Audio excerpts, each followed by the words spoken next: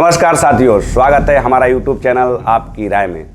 जैसा कि हम लोग ने पहले ही बता दिया था अपने दर्शकों से कि हम कुछ दिन के बाद जिला वाइज चर्चा करेंगे और इस बार हमने जिला को जो सिलेक्ट किया है सीतामढ़ी को, और इस पर चर्चा करने के लिए हमारे बीच राजनीतिक जानकार भैया जो प्रकाश भैया हैं उनका आज हम स्वागत करेंगे। नमस्ते भैया।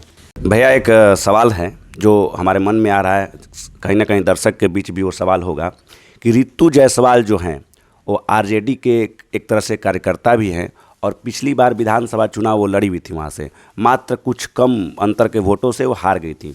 तो इस बार आरजेडी ने उनको परिहार के सीट पर, जो सीतामढ़ी का परिहार सीट है, उस पर सीट न देकर कहीं और से वो चुनाव लड़ाना चाहती थी, जिससे वो नाराज़ हो गई और वो निर्दलीय चुनाव लड़ रही हैं।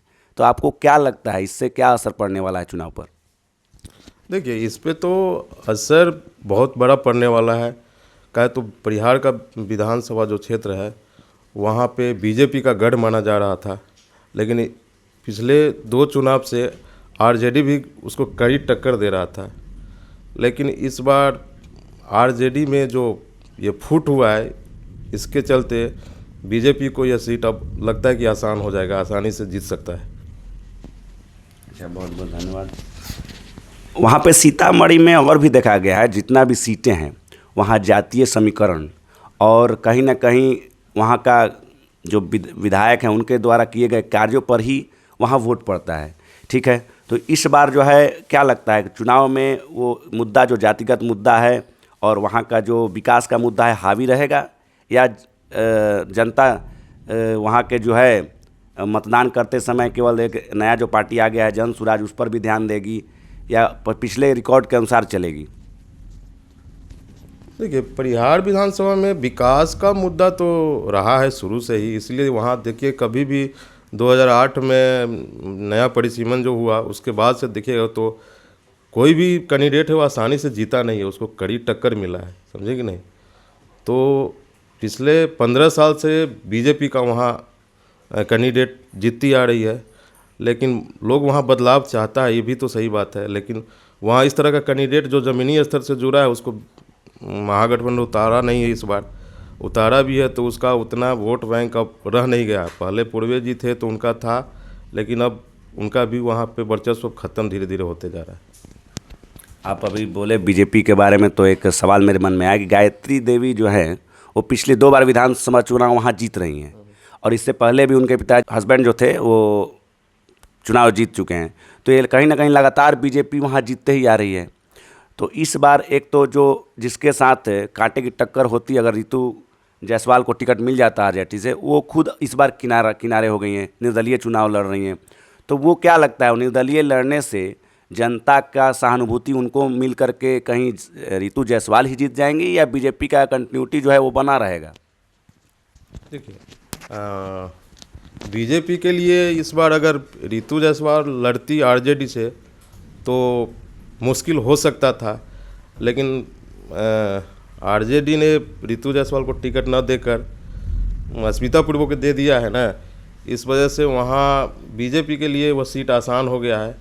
क्योंकि जो आरजेडी का समर्थक है वह कंफ्यूज हो गया है कि पार्टी के साथ जाए कि वहाँ जो ज़मीनी स्तर से जुड़ा हुआ नेता उसके साथ जाए। इस कन्फ्यूज़न में अब वोट बैंक अब बढ़ सकता है। कुछ लोग आरजेडी के जो विधायक का जो टिकट मिला है उनके साथ जा सकते हैं, और कुछ लोग जो है निर्दलीय लड़ रही है रितु जी उनके साथ भी जा सकते हैं। देखिए, इस बार लगभग देखा गया सभी पार्टियों ने कुछ जो ज़मीनी कार्यकर्ता हैं उनको सीट न देकर के नए नए चेहरों को इस बार सीट उन लोगों ने दे दिया है। सीतामढ़ी में अभी अगर बात किया जाए तो महागठबंधन जो है टोटल 8 सीटों पर जो उम्मीदवार उतारा है, तो क्या लगता है वो प्रभावित कर पाएंगे वहाँ के सीटों को? कुछ पहले से ज़्यादा विधानसभा सीट ले आएंगे या और संख्या घट सकता है? इस बार का माहौल कैसा है वहाँ का? देखिए, सीतामढ़ी जो है वहाँ 8 विधानसभा क्षेत्र है, उसको एनडीए का गढ़ माना गया है शुरू से ही। पिछले बार भी टोटल 8 सीट में से लगभग 6 सीट करीब एनडीए के झोली में आया था, और मात्र 2 सीट है जो महागठबंधन किसी तरह जीत पाई थी। तो एज तो हमेशा शुरू से ही एनडीए का सीतामढ़ी में ज़्यादा रहता है, वो चांसेस ज़्यादा है, क्योंकि वहाँ एक तरह से मानिएगा तो आरजेडी का या महागठबंधन का वोट कोर वोट बैंक जो है ना, वो धीरे धीरे घटता जा रहा है। इसका रीज़न क्या है पता नहीं। इस बार क्या लगता है, स्थिति सेम रहेगी कि इस बार आरजेडी उलटफेर कुछ कर सकती है? जैसे जो आंकड़ा आपने बताया कि बीजेपी का लगभग 6 सीट और आरजेडी मात्र 2 सीट, तो क्या ये 4-4 बराबरी पर भी आ सकता है, या हो सकता है इस बार आरजेडी हावी हो सकता है? संभावना तो है हावी होने का इस बार, क्योंकि देखिए लोग बदलाव तो चाह रहा है। अब देखिए आगे क्या होता है।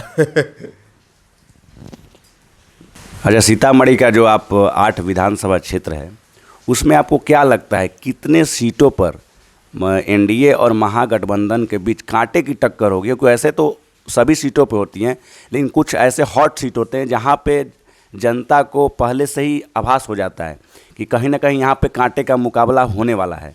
तो ऐसा कौन से 2-3 हॉट सीट हमको बता दीजिए, थोड़ा हमारे जनता भी जानना चाहेंगे कि जहां कांटे की टक्कर एक दूसरे के बीच होने वाली है इस बार के चुनाव में। देखिए सीतामढ़ी में है 4-5 सीट है जहां कांटे की टक्कर हो सकती है, लेकिन मुख्यतः 3 सीट ऐसा है जहां पे महागठबंधन जो है एनडीए को कड़ी टक्कर दे सकता है, हमको जहां तक लगता है। जिसमें आपका एक रीगा हो गया, वहाँ भी महागठबंधन से कांग्रेस प्रत्याशी है एक, वो टक्कर दे सकते हैं। उसके बाद आपको खुद प्रॉपर सीतामढ़ी में भी है, सीतामढ़ी में भी कांटे की टक्कर हो सकती है। एक सुरसन विधानसभा क्षेत्र है, वहाँ से भी कांटे की टक्कर देखने को मिल रहा है। अब देखिए आगे क्या होता है। अब जनता जनार्दन ही मालिक है, किनको वोट करेगी या किनको हराएगी, ये तो जनता मालिक है, वही फैसला लेगी। लेकिन जहाँ तक मुझे लगता है कि इन तीनों सीट पे महागठबंधन और एनडीए के बीच कड़ी टक्कर देखने को मिल सकता है। जैसा कि आप बता रहे हैं कि सीतामढ़ी का सीट पे जो है इस बार टक्कर होने वाला है, तो वहाँ पे सुनील कुमार जो पिंटू हैं, वो पहले बीजेपी में थे, उसके बाद वो लोकसभा चुनाव के समय जदयू में आ गए और इस बार फिर वो बीजेपी में शामिल हो गए हैं और बीजेपी के द्वारा उनको उस जो सीतामढ़ी के सीट पर लड़ने के लिए चुना गया है। तो क्या लगता है वो अपना जो मंत्री रहे हैं या बीजेपी में शामिल हो रहे हैं या जदयू में, तो उनका किस तरह का प्रभाव रहेगा उस सीट पर? क्या छाप छोड़ पाएंगे या बीजेपी को जिता पाएंगे इस बार? देखिए सीतामढ़ी जो है वो तो शुरू से ही बीजेपी का परंपरागत सीट रहा है। और रही बीजेपी और जेडीयू की बात, तो सुनील कुमार पिंटू जो थे पहले बीजेपी में ही थे, लेकिन 2019 के लोकसभा चुनाव में जो सीट बंटवारा हुआ एनडीए जेडीयू और बीजेपी के बीच, उसमें सीतामढ़ी का जो सीट है वह जेडीयू के खाते में आ गए। इस वजह से उनको पार्टी का मतलब बीजेपी से जेडीयू में शामिल करवा के उनको टिकट दिया गया। और इस बार फिर वो बीजेपी, वो तो बीजेपी जेडीयू में या बीजेपी में रहे, दोनों तो से एक ही पार्टी है, तो फिर वो बीजेपी में शामिल होकर फिर बीजेपी से उनको टिकट मिला है। तो इस बार चांस है जीतने का, क्योंकि उनका जनाधार वहाँ है, सीतामढ़ी में उनका वर्चस्व है, शुरू से ही वो विधायक रहे हैं, सांसद रहे हैं। अच्छा, उनके पिताजी भी सांसद रहे हैं। चलिए राजनीतिक स्तर पे जो है बीजेपी और जदयू तो समझिए एक ही है, लेकिन पार्टियां दोनों अलग अलग है, इसलिए कुछ लोगों को विचारधारा है दोनों को अलग अलग होता है। कुछ लोग जेडीयू के विचारधारा से सहमत नहीं है, कुछ लोग बीजेपी के विचारधारा से सहमत नहीं है, तो थोड़ा तो अंतर पड़ता है, थोड़ा इससे नुकसान या फ़ायदा हो भी सकता है, इसमें कुछ कहा नहीं जा सकता है।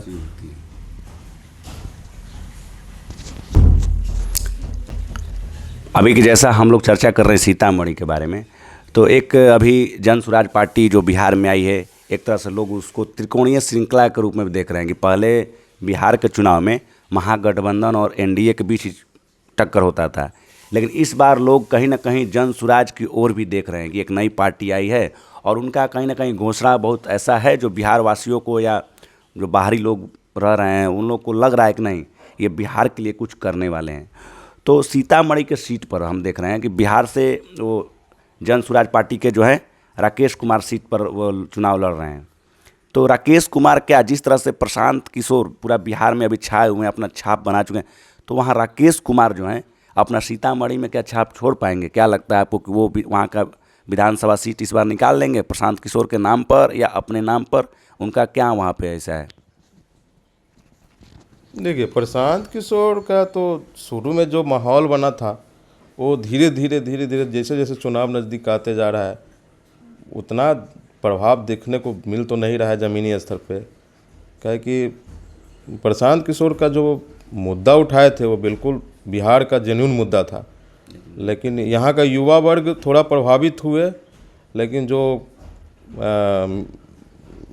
बुज़ुर्ग लोग हैं, जो वयस्क है बुज़ुर्ग लोग हैं, उनके दिलों में ये लोग अपना जगह भी बना नहीं पाए हैं। इनको अभी समय लगेगा, अभी ज़मीनी स्तर पर काम करना पड़ेगा, उसके बाद ही इनको कुछ फ़ायदा नज़र आएगा। लेकिन अभी तो हमको जहाँ तक लगता है कि कुछ फ़ायदा दिख नहीं रहा है।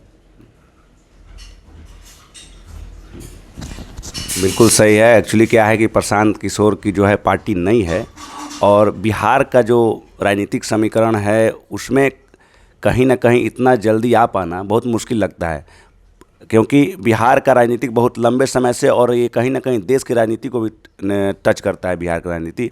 और प्रशांत किशोर अपने अनुभव और जानकारी के लिए विशेष रूप से जाने जाते हैं, लेकिन बिहार की राजनीति एक अलग ही राजनीति है। तो कहीं ना कहीं दिक्कत तो होगी, क्योंकि लोग केवल प्रशांत किशोर को देख रहे हैं, और जो उम्मीदवार उनका खड़ा है तो अगर उनका कुछ भरोसा नहीं है, छवि उस प्रकार के जनता के बीच नहीं है जो प्रभावित कर सके, तो लोग शायद स्थानीय ही वोट देते हैं। जिससे क्या हुआ कि अगर कोई भी उम्मीदवार अपना पार्टी से उतारता है उम्मीदवार, तो उसका सीट लोग अपने नज़दीकी जो विधानसभा सीट से लड़ रहा है उम्मीदवार, उसका छवि देखते हैं, कुछ लोग पार्टी की छवि देखते हैं। तो दोनों को देखते हुए थोड़ा दिक्कत होगा, क्योंकि सारा नए नए चेहरा प्रशांत किशोर लेके आए। इस बार जितना भी चेहरा लेके आ रहे हैं प्रशांत किशोर, सब नए चेहरे हैं, क्योंकि नई पार्टी है, नए चेहरा है। तो इसलिए बिहार में नए पार्टी को और नए चेहरे को आसानी से आ पाना तो मुश्किल लगेगा ही, क्योंकि ये संभव नहीं है। लेकिन कुछ भी हो सकता है, मतदाता का मूड कब कहाँ बदल जाए कोई गारंटी इसका नहीं कहा जा सकता है। जन स्वराज के बारे में हम चर्चा आपसे जब कर रहे हैं तो एक बात और करेंगे कि जन स्वराज के जो प्रशांत किशोर हैं, उनका तो कहना ये भी है कि आप पार्टी को वोट नहीं दिए। देखिए, सारी पार्टियां अपने लिए वोट मांगती हैं, लेकिन इनका कहना रहता है कि आप हमको और हमारी पार्टी को वोट मत दीजिए। अगर कोई उम्मीदवार, हमारा उम्मीदवार अगर सही नहीं है, उससे अच्छा उम्मीदवार अगर आपके विधानसभा क्षेत्र में खड़ा है, जो आपको लगे कि वो विकास कर सकता है, शिक्षा को बढ़ा सकता है, बेरोजगारी को कम कर सकता है, तो आप उसको चुनिए। तो कहीं ना कहीं एक तरह से देखिए तो ये अपना प्रचार तो कर ही रहे हैं, लेकिन उस शिक्षित व्यक्ति उम्मीदवार को, जो शिक्षित है, जो आगे काम कर सकता है, उसका भी प्रचार कर रहे हैं। तो इसका प्रभाव तो पड़ेगा। लोग अगर सीधे तरीके से नहीं देखे तो उल्टे तरीके से, लेकिन प्रभाव पड़ेगा उनके बातों को। तो जन स्वराज कुल मिला के अगर देखें तो सीतामढ़ी के पूरा 8 सीट पर क्या छाप अपना छोड़ेगा। आपने बिल्कुल सही कहा कि जन स्वराज पार्टी अभी नहीं है, लेकिन उनका जो प्रशांत किशोर जी हैं उनको लोग बिहार में जानते। बाकी जितने भी 243 सीट पे कैंडिडेट खड़ा किया है वो सभी नए चेहरे। कुछ लोग हैं जो चर्चित है, उन लोगों को थोड़ा बहुत हमको जहाँ तक लगता है कि 1-2 सीट वो लोग ले आए वही बहुत है। लेकिन इस बार सरकार में आना या कुछ प्रभाव डालना बिहार विधानसभा में मुश्किल लग रहा है। बहुत बहुत धन्यवाद, आज हमारे बीच आप आए और हम लोगों ने सीतामढ़ी के बारे में कुछ चर्चा की आपसे। हम दर्शकों को भी बता दें कि अगली बार हम फिर से कोई एक नए दूसरे ज़िले के बारे में चर्चा करेंगे। और आपका कोई राय हो, कमेंट बॉक्स में जा कर के अपनी राय दीजिए, कुछ सुझाव हो दीजिए, कोई भी सवाल हो आप पूछ सकते हैं, उस पर हम लोग ज़रूर चर्चा करेंगे। बहुत बहुत धन्यवाद, हमारा यूट्यूब चैनल देखने के लिए धन्यवाद।